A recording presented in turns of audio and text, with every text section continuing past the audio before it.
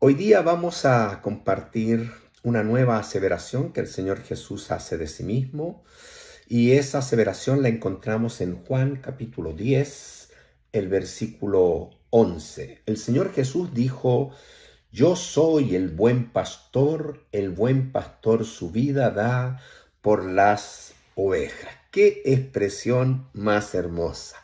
En este curso hemos podido ver cómo el Señor se refiere a sí mismo como yo soy la puerta, como yo soy el camino, la verdad y la vida. Nadie viene al Padre sino por mí.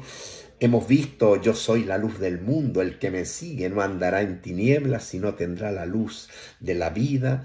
En la última clase vimos: yo soy el pan de vida. Y hoy día llegamos a Juan capítulo 10, versículo 11, bajo esta aseveración: yo soy el buen pastor su vida da por las ovejas. Qué expresión más hermosa y qué capítulo más lindo este de Juan capítulo 10.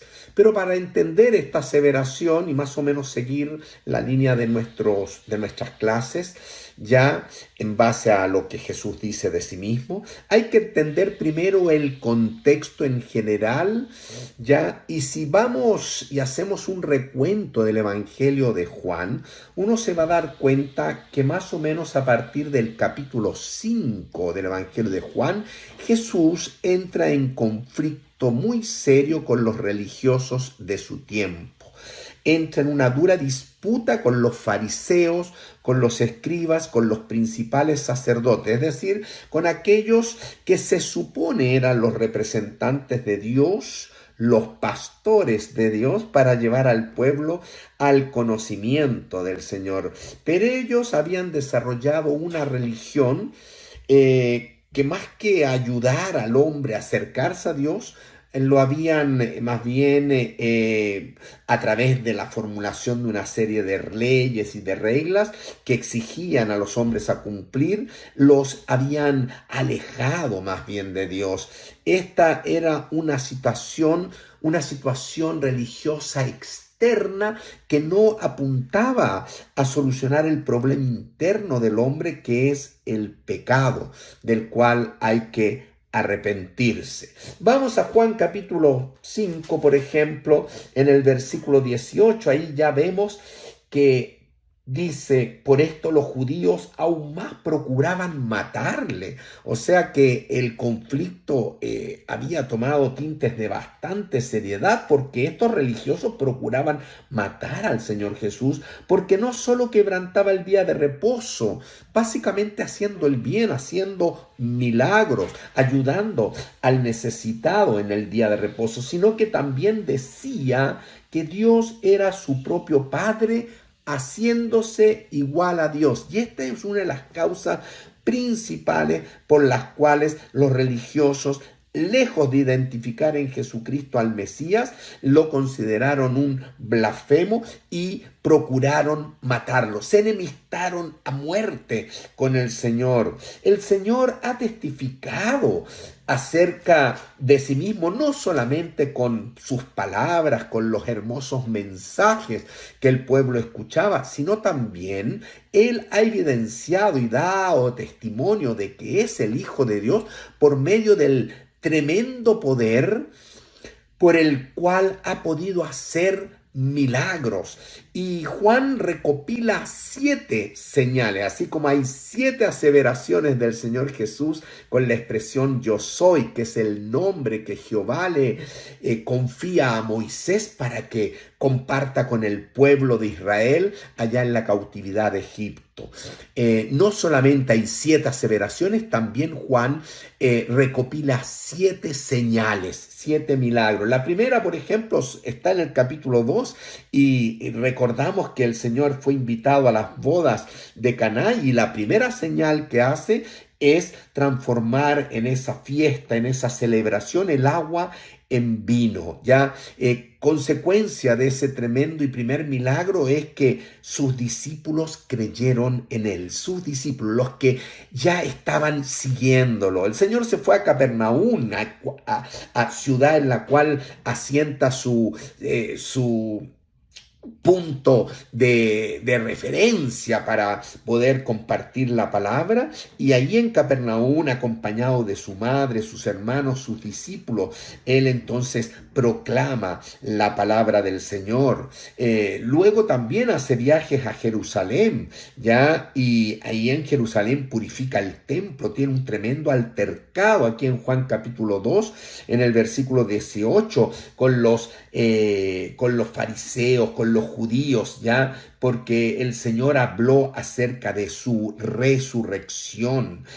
Uno de los miembros de este Sanedrín, que es Nicodemo, ya vio algo diferente en el Señor y se acercó a él de noche para conocer un poco más, lleno de inquietudes espirituales, Nicodemo. Y Jesús, al verlo, le dice: Nicodemo, es necesario nacer de nuevo, ¿ya? Y tremenda enseñanza el capítulo 3, ya, del Señor Jesucristo a Nicodemo. Nicodemo fue el primero que escuchó el versículo más proclamado en el mundo entero de la Escritura, que es Juan 3:16. Nicodemo tuvo ese privilegio, porque de tal manera amó Dios al mundo que ha dado a su Hijo unigénito, para que todo aquel que en él cree no se pierda, mas tenga vida eterna. Nicodemo escuchó por primera vez esas palabras, ¿ya? Y si seguimos en el Evangelio, haciendo rápidamente un recuento, en el capítulo 4, el Señor entonces se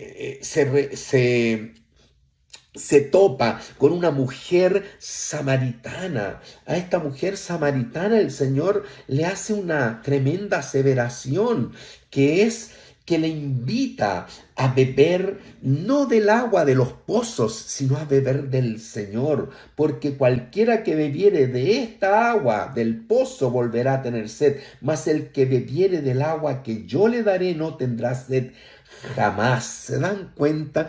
Esta mujer reconoció en este encuentro a Jesús como su Salvador, como el Mesías, y fue a todo el pueblo ahí de los samaritanos a compartir de que había encontrado un hombre especial, al Señor Jesucristo, al Señor Jesucristo. Y dice que muchos de los samaritanos, en el versículo 39 de aquella ciudad, creyeron en él por la palabra de la mujer que daba testimonio de Jesús, ya, pero también en el versículo 41, ya, y creyeron muchos más por la palabra del mismo Señor Jesucristo, porque el Señor Jesucristo se quedó unos días ahí con los samaritanos para enseñarles el mensaje de la palabra del Señor. ¡Qué tiempo más maravilloso! Luego, si avanzamos, terminando el capítulo 4, vemos una segunda señal, un segundo milagro de Jesús que sana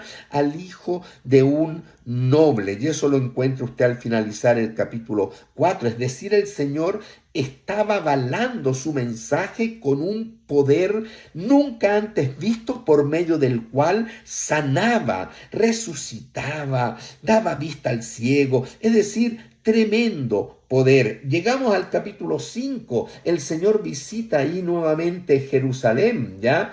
Porque estaba cerca la fiesta de los judíos, y el Señor ahí en el capítulo 5 sana al paralítico de Betesda, ¿ya? Y esto también creó un tremendo conflicto con los judíos, porque en el 18 decía ya que él quebrantaba el día de reposo y se hacía igual a Dios, y desde ahí cada vez va increciendo esta enemistad. En el capítulo 6 el Señor hace una cuarta señal, ya, que es la alimentación de los 5,000. Hablamos de esto. Una quinta señal: en esa misma noche el Señor camina sobre el mar de Galilea, desde la costa oriente hacia la costa de Capernaum. ¡Qué tremendo milagro! Ya, eso también lo observamos en este capítulo 6. ¿Ya? Sin embargo, ¿cuál es la respuesta de los religiosos? Dice que murmuraban entonces de él los judíos porque había dicho: yo soy el pan que descendió del cielo. No creyeron la aseveración que ya estudiamos: yo soy el pan de vida. ¿Se dan cuenta? Uno frente al Señor Jesús o cae a sus pies adorándole, o puede quedar con la sensación de que él está mintiendo, ¿ya? Así que en el capítulo 7, si seguimos avanzando, vemos que el Señor Jesús, en el último y gran día de la fiesta de tabernáculos, ya él se puso en pie, ya, y habló en medio de ese día que se celebraba dentro de la fiesta de los tabernáculos, la fiesta del agua. Aprovechando eso, el Señor entonces se puso en pie y dijo: si alguno tiene sed, venga a mí y beba. Él es el cumplimiento de todas las fiestas de Israel. Él es el cumplimiento de toda la ley. Él es el cumplimiento de todas las promesas. Él es el cumplimiento de todas las profecías. Y por eso es que Él invita a su pueblo a venir a Él. ¿Se dan cuenta? Lo hizo ahí en fiesta de tabernáculos. Ya los escribas y fariseos siguen ya enemistados con el Señor, y entonces tratan de tentarle trayéndole a una mujer adúltera, y el Señor entonces ahí tranquilamente les dice esa frase tan maravillosa: el que esté libre de pecado, que lance la primera piedra, porque querían lapidar a esa mujer, pero querían tentar al Señor. Frente a esta aseveración, dice que cada uno, desde el más viejo al más joven, se tuvo que ir retirando, ¿ya? Y el Señor muestra su gracia, su misericordia hacia esa mujer, a quien perdona, pero con una advertencia: vete y no peques más. Cambia tu forma de vida, ya no peques más frente al Señor, ya. En el capítulo 8, en donde estamos en esta confrontación del Señor con los fariseos a causa de esta mujer, ya se creó una tremenda discusión en el templo. Ya fíjese en el capítulo 8, ya en el versículo 13, los fariseos le dijeron: tú das testimonio acerca de ti mismo, tu testimonio no es verdadero. Ponen en tela de juicio todo lo que es la palabra del Señor. Y en este capítulo prácticamente termina con el Señor Jesucristo tomando el nombre de Dios revelado al pueblo de Israel en Éxodo 3:14: yo soy el que soy. Y entonces el Señor Jesús les dice: antes que Abraham fuese, yo soy. Por eso es que termina el capítulo con esta turba de religiosos enfurecidos tomando piedras para darle muerte, para arrojárselas, dice versículos 58 y 59, terminando el capítulo 8. En el capítulo 9, al iniciar, el Señor gesta un sexto milagro, una sexta señal. ¿Cuál es? Da sanidad a un ciego de nacimiento. En la misma escritura dice un versículo de que nunca antes se había hecho algo semejante. Es un milagro portentoso que nunca antes se había hecho: dar vista a un ciego de nacimiento. Sin embargo, los religiosos, lejos de observar el poder de Dios en Jesús, ya se llenan de ceguera y de ira, de enemistad contra Él, y siguen nuevamente insistiendo en buscar su vida. Interrogan a este ciego, interrogan a los padres, ya de hecho, por su dureza de corazón frente a tan clara evidencia, lejos de caer a los pies del Señor, excomulgan al ciego, ahí lo expulsan, y Jesús, lleno de misericordia, entonces, viendo esta situación, se acerca a él, le consuela y se manifiesta a él como el Mesías. Y el ciego, que ya veía por el milagro del Señor, cae a los pies de Dios, adorándole. Esto provocó también que el Señor le dijera a todo este conglomerado de religiosos, ya, que para juicio, versículo 39, he venido yo, dice Cristo, a este mundo, para que los que no ven, vean. Este ciego no veía, ahora ve. Y los que ven, ya como estos religiosos, sean cegados. Los fariseos inmediatamente entendieron en lo que el Señor estaba diciendo, así que al oír esto le dijeron, ¿acaso nosotros somos también ciegos? Y la respuesta es sí. Tienen vista física, pero son ciegos espiritualmente. Y tomando este contexto de controversia, de disputa, este conflicto entre el Señor y los fariseos, que acá representan en la época de Jesús los malos pastores, ¿ya? Entonces, hay un evangelio que está dirigido específicamente a los judíos, es el Evangelio de Mateo, el cual ilustra con más fuerza esta controversia entre Jesús y los religiosos. Por ejemplo, vamos a Mateo rápidamente, al capítulo 15, por ejemplo, y vemos ya que obviamente se acercaron a Jesús, versículo 1, ciertos escribas y fariseos de Jerusalén. Ya esta es la curia, ya es la más alta postura del Sanedrín, ya, y entran en conflicto con el Señor en esta conversación, y el Señor en el versículo 7 cambia el tono y les dice: hipócritas, bien profetizó de vosotros Isaías, el profeta Isaías, cuando dijo: este pueblo de labios me honra, mas su corazón está lejos de mí.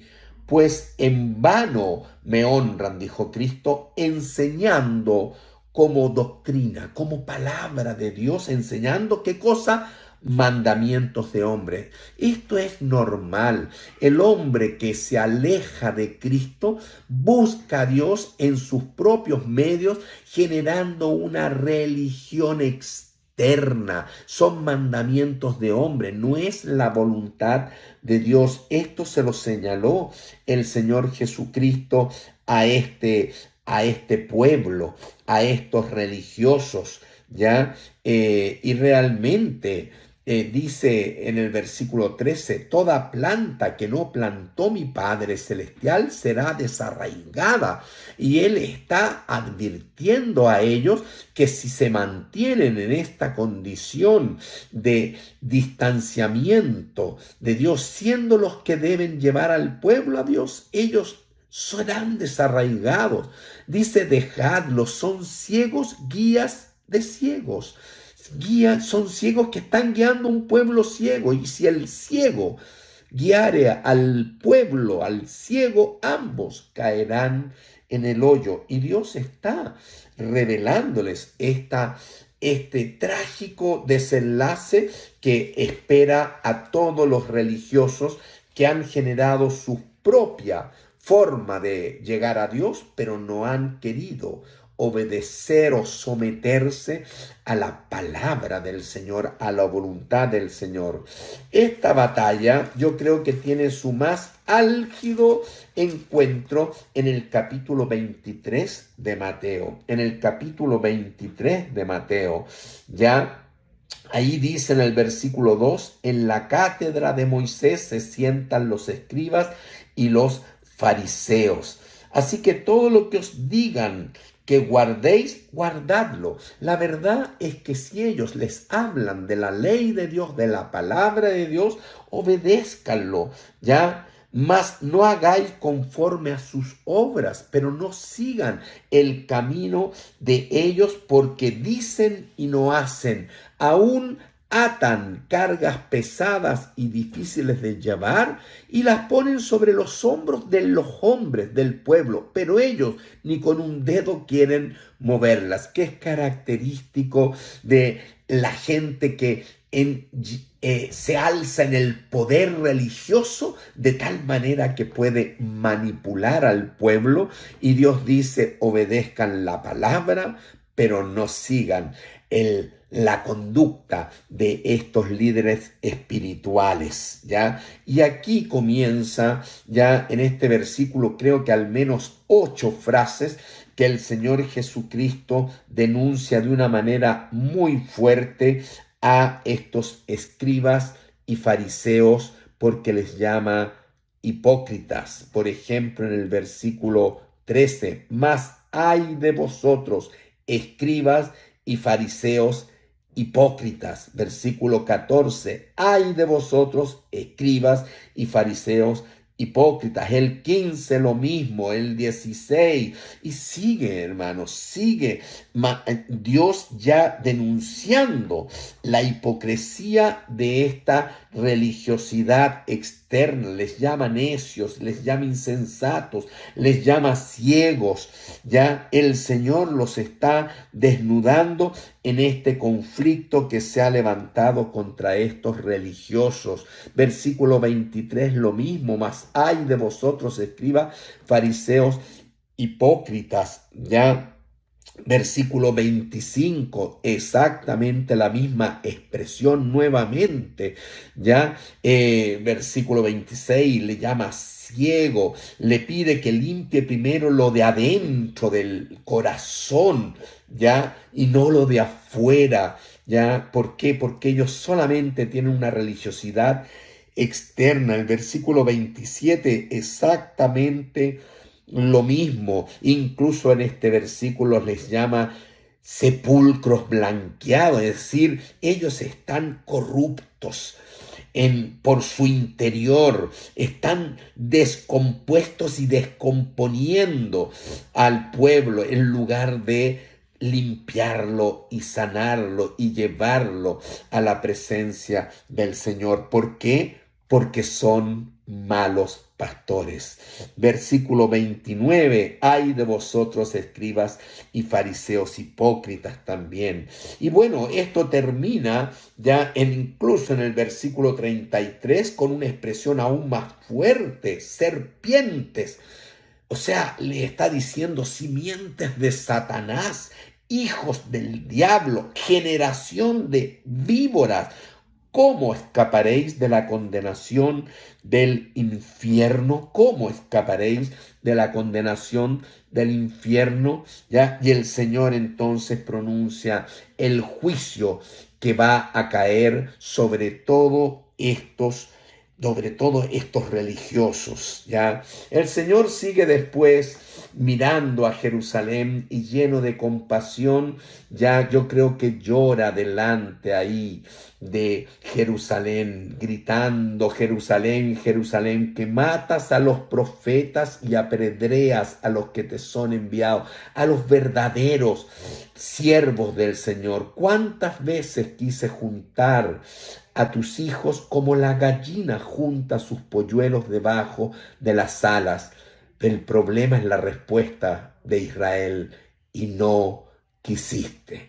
Y entonces el Señor empieza a proclamar el juicio que vendrá sobre el pueblo de Israel después del lamento, como un preludio del sermón del Monte de los Olivos, ahí en el capítulo 24, donde el Señor Jesucristo habla de su segunda venida para Israel, donde habla del juicio de Dios a Israel en las parábolas de las 10 vírgenes, en las parábolas de los talentos, y también sobre el juicio de Dios al resto de las naciones, es decir, a los gentiles, terminando el capítulo 25, versículo 31 al 46. Hermanos, el Señor muchas veces, cuando caminó en medio de nosotros, tuvo esta tristeza, lo mismo que al ver a Jerusalén, ya que mata a los profetas. Muchas veces vio al pueblo como sin pastor. Por ejemplo, en Mateo 9:36, el Señor Jesucristo, al ver las multitudes, tuvo compasión de ellas. Ese es el corazón del Señor, porque estaban desamparadas y dispersas como ovejas que no tienen pastor. Y entonces en este contexto de conflicto, donde ve a todo su pueblo como ovejas que no tienen pastor, porque los representantes de Dios, los escribas y fariseos, han tergiversado, han adulterado, han trastrocado toda la palabra del Señor y están llevando al pueblo a que se satisfaga en una religiosidad externa en lugar de solucionar el problema interno del hombre, que es el problema del pecado, por medio del arrepentimiento y el volverse al Señor. En ese contexto es que el Señor Jesucristo dice acá en Juan capítulo 10, el versículo 11, yo soy el buen pastor su vida da por las ovejas. Él es el buen pastor, al punto que su amor es tan grande por sus ovejas que Él ha venido a dar su vida por las ovejas, ¿ya? ¿Qué habrán entendido los judíos de esta aseveración? El contexto, ya lo vimos, un contexto general en los evangelios de conflicto con las autoridades religiosas de aquel entonces que representan a los malos pastores. En contraste, Jesús dice, yo soy el buen pastor su vida da por las ovejas. Pero ¿qué habrán entendido los judíos de esta aseveración? Mire, yo creo que todo el pueblo que estaba presente en esta controversia debe haber recordado de que esto no es un conflicto nuevo, para nada. Si uno se va a la historia de Israel, a libros como Primera de Reyes, por ejemplo, ya vamos a Primera de Reyes, un libro del Antiguo Testamento, y en el capítulo 22 y en el versículo 17, fíjense, ya, entonces él dijo, yo vi a todo Israel esparcido por los montes como ovejas que no tienen pastor. El Señor Jesús se refería a este pasaje cuando tuvo compasión de su gente y los vio como ovejas que no tienen pastor. Y Jehová dijo, estos no tienen Señor, vuélvase cada uno a su casa en paz. Así que ya un profeta, no solamente acá en la historia de Israel en Primera de Reyes, sino que hay un profeta que Dios levantó 600 años antes del Señor Jesucristo, y me refiero al profeta Ezequiel, quien profetiza 600 años antes del Señor Jesucristo y profundiza este concepto, este tema de los malos pastores. Ezequiel ya estaba a punto de ser llevado cautivo por el imperio babilonio, ya el imperio de Nabucodonosor. Y Dios levantó a varios profetas en ese periodo, ya para que denunciara el pecado de Judá, ya advirtiera del juicio inminente que el Dios Todopoderoso ya iba a derramar sobre la casa de Judá. Ya desde Judá profetizó sobre los malos pastores Ezequiel. Así que busque Ezequiel y el capítulo 34. Ese capítulo es un capítulo tremendo donde Ezequiel profetiza sobre los malos pastores, ¿ya? Y los acusa en este capítulo fuertemente. ¿Quiénes eran? Los religiosos. de aquella época, 600 años antes del Señor Jesucristo. Nosotros vimos que en la época del Señor Jesucristo también habían malos pastores, y con nombre y apellido eran los escribas, fariseos, el Sanedrín en última instancia, ya que lejos de llevar el pueblo a Dios, lo habían alejado de Dios, que estaban llenos de pecado ellos mismos. En gran medida diríamos que ellos eran los culpables de que viniera el juicio de Dios sobre esta nación de Judá, que estaba muy próxima a ser entregada en manos de Nabucodonosor, el rey de Babilonia. Eran los pastores de Israel, las autoridades religiosas, los que les fallaron a Dios desde los inicios de la historia de Israel, desde la época en que fue llevado cautivo Judá por el imperio babilónico, levantando la voz Dios por medio del profeta Ezequiel, como también hemos visto en la época del Señor Jesucristo, estos malos pastores. Ellos tenían entonces también el ejemplo de que antes Judá podía ver, 100 años antes, a su hermana del norte, las 10 tribus del norte, que ya había sido juzgada por Dios y habían sido llevados cautivos por el imperio asirio en el año 722 a.C. Y ahora en el año 586 a.C., Babilonia va a llevar cautivo y llevó cautivo al remanente de Judá. ¿Por qué? Porque no obedecieron al Señor, no obedecieron al Señor.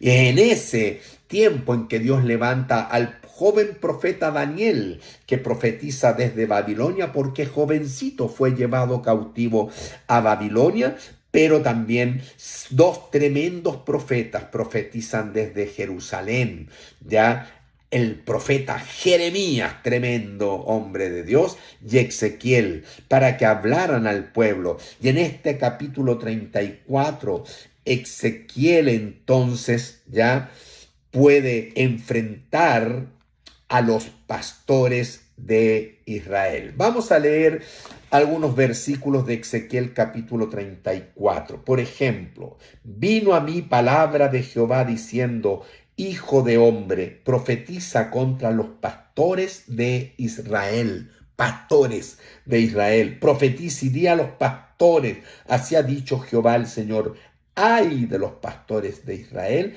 que se apacientan a sí mismos. No apacientan al pueblo, se apacientan a sí mismos. No apacientan los pastores a los rebaños. No, los pastores no están hechos para apacentar a los rebaños.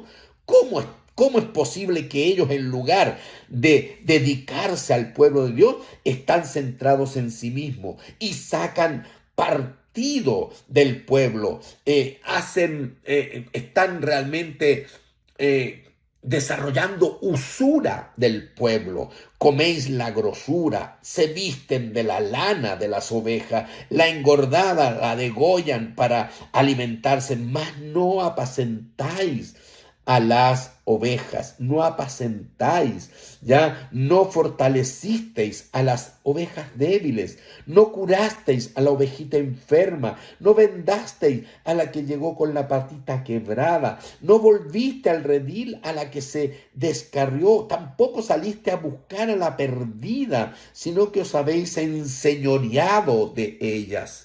Esa es la característica de estos religiosos, se enseñorean porque han tomado el poder espiritual de la nación, ¿ya? Pero no tienen a Dios en el centro de sus vidas, muy por el contrario. Entonces se enseñorean de las ovejas con dureza y con violencia. Esa era la característica de estos malos pastores que son denunciados por el profeta Ezequiel. Ya Dios quería siempre tener comunión y habitar en medio de su pueblo. Ya en Levítico capítulo 26, ya el Señor, terminando, por así decir, este libro, ya le muestra al pueblo que será bendecido en la medida que obedezca el pacto que es la ley mosaica, pero si no obedecen serán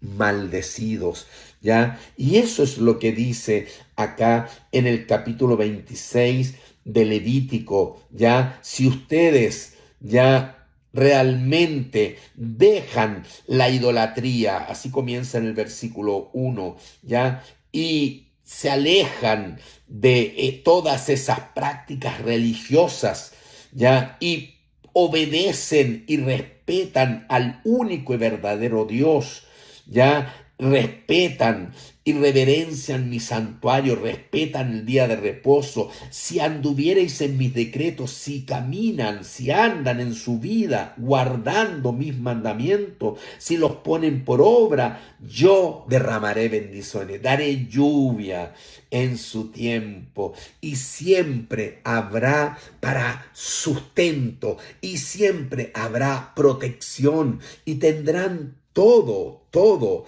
de parte del Señor, ¿ya? El objetivo de Dios es habitar en medio de su pueblo. Dice en el versículo 11, pondré mi morada en medio de vosotros y mi alma no os abominará y andaré entre vosotros. Y Dios vino a andar en medio de su pueblo, por eso le pidió que se construyera un tabernáculo primeramente, ya luego el templo. ¿Para qué? Porque yo seré vuestro Dios y vosotros seréis mi pueblo. Lamentablemente, esta situación que es el deseo primario y central del corazón de Dios no se cumplió por los malos pastores.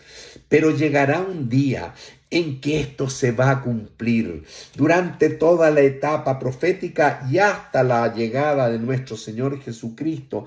Y hasta el día de hoy esto no se ha cumplido. Este reencuentro entre Dios y su pueblo amado Israel. Sin embargo, el libro de Zacarías nos dice que vendrá un día cuando el Señor Jesucristo regrese. Ya en aquel día Él procurará destruir a todas las naciones que vinieren contra Jerusalén, porque cuando el Señor regrese, Israel estará cercado por todas las naciones bajo la dirección del anticristo para ser aniquilados. Entonces dice el versículo 10 de Zacarías 12:10, derramaré sobre la casa de David y sobre los moradores de Jerusalén espíritu de gracia y de oración. El Señor va a derramar un espíritu de gracia y de oración muy potente en todo el pueblo de Israel, que no tiene escapatoria más que ser aniquilado por todos los ejércitos comandados por el anticristo. Sin embargo, en ese momento mirarán a mí. ¿Mirarán a quién? Al que viene por Israel, que es el Señor Jesucristo, ese Mesías que ha sido rechazado por Israel por siglos y siglos.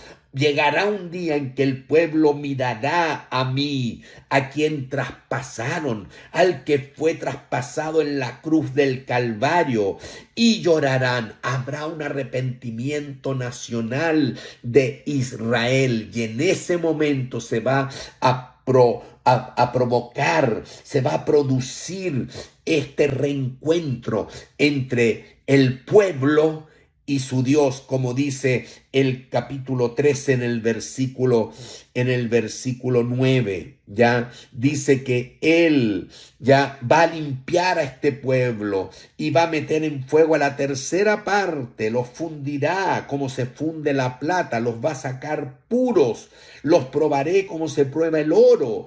Y en ese momento Él invocará mi nombre. Israel se volverá y reconocerá a aquel Mesías que dio su vida por ello, al buen pastor que su vida da por las ovejas. Recién en este momento lo van a reconocer, invocará mi nombre y yo le oiré y diré: pueblo mío. Jesús los va a abrazar y les va a decir: pueblo mío, Israel. Y el pueblo por fin dirá: Jehová es mi Dios, ¿ya? Pero Jehová es el mismo Señor Jesucristo, porque es Él el que viene por su pueblo Israel.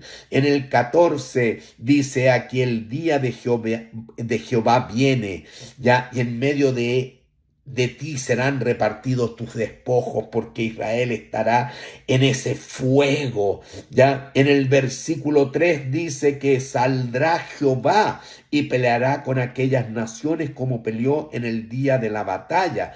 Aquí Zacarías habla de que es Jehová quien viene. Pero hermanos, sabemos que el que viene es el Señor Jesucristo. Ya eso lo dijeron los ángeles en la ascensión. Este mismo Jesús que habéis visto ir al cielo descenderá ¿a dónde? Desde el mismo lugar que ascendió, del monte de los olivos. Es Jesús el que viene. Y dice aquí que saldrá Jehová y peleará con aquellas naciones como peleó en el día de la batalla. En la batalla de Armagedón viene Jesús a salvar a su pueblo. Y dice que se afirmarán sus pies en aquel día sobre el monte de los olivos. ¿Cuáles son los pies de Jehová o Jesús?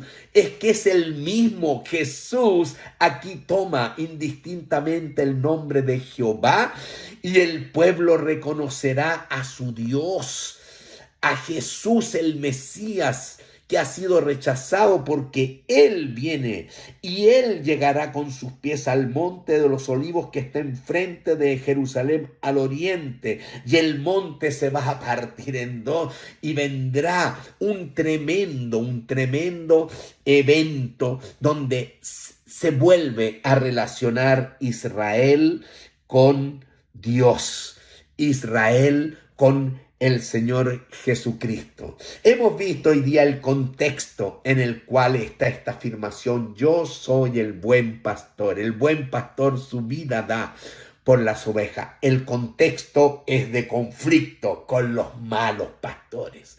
Jesús el conflicto, algo que está en toda la historia de Israel, como Ezequiel capítulo 34. Ya, ese es el contexto. ¿Qué entendió el pueblo? El pueblo entendió plenamente que esto es parte de nuestra historia, pero Jesús es distinto. ¿Quiere usted saber cuál es el significado de esta aseveración? Yo soy el buen pastor. Bueno, la próxima clase vamos a entrar en el significado de todo lo que aquí el Señor dijo en Juan capítulo 10. Amén. Dios les bendiga grandemente, hermanos. Ya ha sido un gusto estar con ustedes y hasta la próxima clase. Amén. Bendiciones.